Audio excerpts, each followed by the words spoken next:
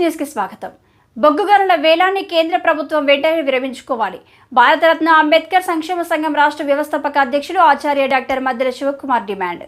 భద్రాద్రి కొత్తగూడెం జిల్లా కొత్తగూడెంలో శుక్రవారం స్థానిక బస్టాండ్ వద్ద గల సంఘ కార్యాలయంలో ఏర్పాటు చేసిన అత్యవసర సమావేశానికి అధ్యక్షత వహించిన మద్దెల మాట్లాడుతూ 100 ఏళ్ల చరిత్ర కలిగి మన తెలంగాణ రాష్ట్రంలో 11 ప్రాంతాలలో 6 జిల్లాలలో విస్తరించి వేలాది మందికి ఉపాధి కల్పించే సిరుల తల్లి సింగరేణిని పరిరక్షించుకునే బాధ్యత ప్రతి ఒక్కరి మీద ఉందన్నది రాష్ట్ర వ్యాప్తంగా కార్మిక సంఘాలు ప్రజా సంఘాలు ఉవ్వెత్తున ఉద్యమించి వ్యతిరేక పోరాటాలు దీక్షలు చేపట్టారని ప్రజాభిప్రాయాన్ని మన్నించి వెంటనే మోదీ సారథ్యంలోని కేంద్ర ప్రభుత్వం బొగ్గు బ్లాకుల వేలాన్ని విరమించుకోవాలని ఆ బొగ్గు బ్లాకులను సింగరేణికే నామినేషన్ పద్ధతిలో అప్పగించాలని వారు తెలిపారు.